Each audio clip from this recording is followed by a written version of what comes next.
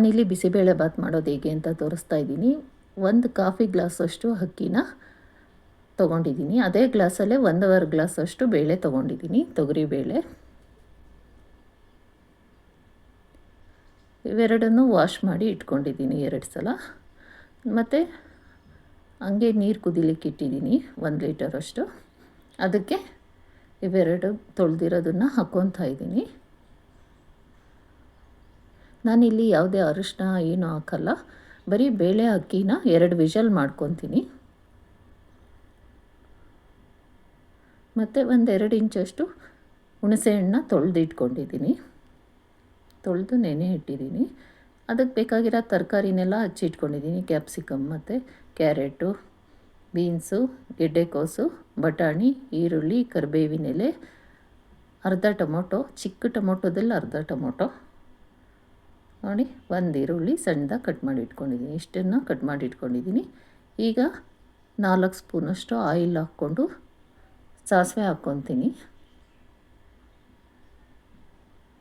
ನೋಡಿ, ಕುಕ್ಕರ್ ಕೂಗಿದೆ, ಅದು ಕೂಲಾಗೋದ್ರಲ್ಲಿ ನಾವು ಇದನ್ನೆಲ್ಲ ಮಾಡ್ಕೋಬೋದು ಪ್ಯಾರಲಲ್ಲಾಗಿ. ತುಂಬ ಈಸಿ, ಬೇಗ ಆಗುತ್ತೆ. ನೋಡಿ, ಸಾಸಿವೆ ಎಲ್ಲ ಸಿಡಿದ ಮೇಲೆ ಈರುಳ್ಳಿ ಹಾಕ್ಕೊಂಡೆ. ಈರುಳ್ಳಿ 8ರಿಂದ 10 ಕರಿಬೇವಿನ ಎಲೆ ಹಾಕ್ಕೊಂಡಿದ್ದೀನಿ.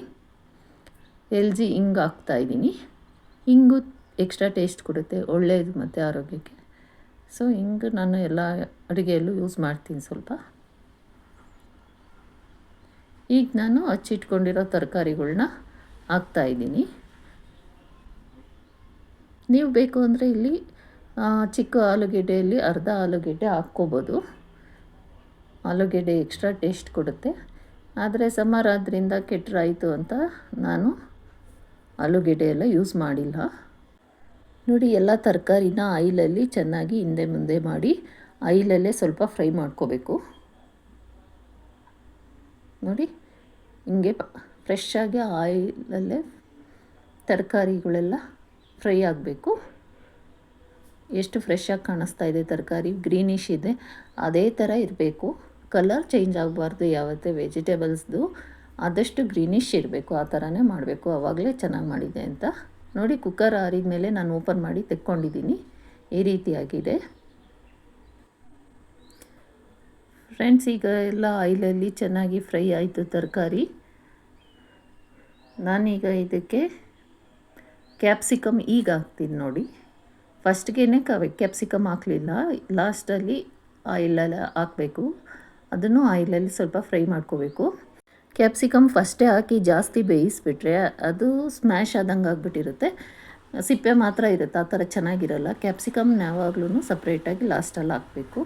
ನೋಡಿ, ಅರ್ಧ ಟೊಮೊಟೊ ಹಾಕ್ಕೊಂಡೆ. ಈಗ ನೀರು ಕುದಿಸ್ಕೊಂಡಿದ್ದೆ, ಅದೊಂದು ಗ್ಲಾಸಷ್ಟು ಹಾಕಿ ಇವಾಗ ತರಕಾರಿನ ಪ್ಲೇಟ್ ಮುಚ್ಚಿ ಬೇಯಿಸ್ಕೊತೀನಿ. ಈಗ ನಾನು ಹುಣಸೆಹಣ್ಣು ಹಾಕಿದ್ದನ್ನು ಚೆನ್ನಾಗಿ ಹಿಸಿಕೊಂಡು ರಸ ತೆಕ್ಕೊತೀನಿ. ನೋಡಿ, ಪ್ಯಾರಲಲ್ಲಾಗಿ ನಾನು ನೀರು ಕುದಿಲಿಕ್ಕೆ ಇಟ್ಟಿದ್ದೀನಿ.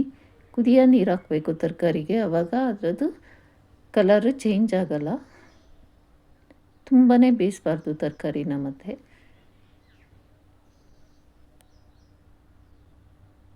ನೋಡಿ, ಈಗ ಕರೆಕ್ಟಾಗಿದೆ. ನಾನು ಇದಕ್ಕೆ ಬಿಸಿಬೇಳೆಬಾತ್ ಪೌಡರ್ ಮನೆಯಲ್ಲೇ ಮಾಡಿದ್ದು ಹಾಕ್ಕೊತಾ ಇದ್ದೀನಿ.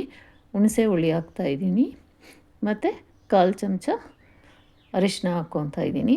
3 ಹಾಕ್ಬಿಟ್ಟು ಚೆನ್ನಾಗಿ ಒಂದು ಮಿಕ್ಸ್ ಮಾಡೋಣ. ಇದೆಲ್ಲ ತರಕಾರಿಗೆ ಚೆನ್ನಾಗಿ ಇಳಿಬೇಕು, ಆವಾಗಲೇ ರುಚಿ ಆಗೋದು. ಯಾವುದೇ ಅಡುಗೆ ಆಗಲಿ ಚೆನ್ನಾಗಿ ಉಪ್ಪು, ಖಾರ, ಹುಳಿ ಎಲ್ಲ ತರಕಾರಿಗೆ ಇಳಿದಾಗ್ಲೇ ಟೇಸ್ಟ್ ಅನಿಸೋದು. ತಿರ್ಗಾ ತುಂಬ ಹೈ ಫ್ಲೇಮ್ ಅಲ್ಲ, ತುಂಬ ಲೋ ಫ್ಲೇಮ್ ಅಲ್ಲ, ಮೀಡಿಯಮ್ ಫ್ಲೇಮ್ ಇಟ್ಕೊಂಡೇ ಮಾಡಬೇಕು ಪ್ರತಿಯೊಂದು. ಆವಾಗ ಚೆನ್ನಾಗಾಗುತ್ತೆ ಅಡುಗೆ. ನೋಡಿ, ಪ್ಲೇಟ್ ಮುಚ್ಚಿ ಈಗ ಒಂದು ಕುದಿ ಬಂದಮೇಲೆ ತೆಗೆದು ಈಗ ಒಂದು ಸಲ ಮಿಕ್ಸ್ ಮಾಡ್ತಾಯಿದ್ದೀನಿ. ತುಂಬ ಟೇಸ್ಟಾಗುತ್ತೆ ಈ ಥರ ಮಾಡ್ಕೊಂಡು ತಿನ್ನಿ ಅಂತ ನಾನಂತೂ ಹೇಳ್ತೀನಿ. ನೋಡಿ, ಇದು ರುಚಿಗೆ ತಕ್ಕಷ್ಟು ಉಪ್ಪು ಹಾಕ್ತಾಯಿದ್ದೀನಿ. ಮತ್ತು ಈಗ ಬೇಯಿಸ್ಕೊಂಡಿರೋದು ಬೇಳೆ ಮತ್ತು ಅನ್ನನ ಹಾಕ್ತಾಯಿದ್ದೀನಿ. ಹಾಕ್ಬಿಟ್ಟು ಚೆನ್ನಾಗಿ ಮಿಕ್ಸ್ ಮಾಡಬೇಕು. ಫ್ರೆಂಡ್ಸ್, ಬಿಸಿಬೇಳೆಬಾತ್ ಅಂತೂ ಒಳ್ಳೆಯದೇನೆ ಆರೋಗ್ಯಕ್ಕೆ. ಯಾಕಂದರೆ ನಾವು ಇಲ್ಲಿ ಜಾಸ್ತಿ ರೈಸ್ ಯೂಸ್ ಮಾಡಲ್ಲ. ತಿರ್ಗಾ ಬೇಳೆ ತುಂಬ ಒಳ್ಳೆಯದು, ತರಕಾರಿ ಹಾಕ್ತೀವಿ ಹೆಚ್ಚಾಗಿ. ಹಾಗಾಗಿ ಬಿಸಿಬೇಳೆಬಾತು ತುಂಬ ಒಳ್ಳೆಯದು. ವಾರಕ್ಕೊಂದು ಸಲ ಮಾಡ್ಕೊಂಡು ತಿಂದ್ರಂತೂ ಒಳ್ಳೆಯದೇನೆ ಆರೋಗ್ಯಕ್ಕೆ. ನೋಡಿ ಫ್ರೆಂಡ್ಸ್, ನೋಡಿದ್ರೆ ಗೊತ್ತಾಗುತ್ತೆ, ತುಂಬ ಟೇಸ್ಟಾಗಿದೆ. ಒಂದು ಕುದಿ ಬಂದರೆ ಸಾಕು. ಈಗ ಆಗಿದೆ.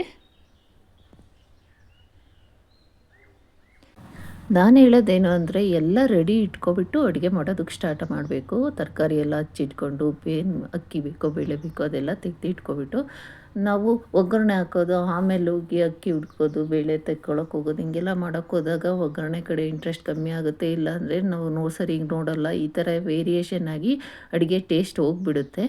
ಸೊ ನಾನು ಹೇಳೋದು ಎಲ್ಲ ಮೊದಲೇ ರೆಡಿ ಇಟ್ಕೋಬೇಕು. ಓಕೆ ಫ್ರೆಂಡ್ಸ್, ಬಿಸಿಬೇಳೆಭಾತ್ ತುಂಬ ಚೆನ್ನಾಗಾಗುತ್ತೆ. ಈ ಥರ ಮಾಡಿ ಅಂತ ಹೇಳ್ತಾ ಇವತ್ತಿನ ವ್ಲಾಗ್ ಎಂಡ್ ಮಾಡ್ತಾ ಇದ್ದೀನಿ. See you all in the next video. Till then take care. Bye.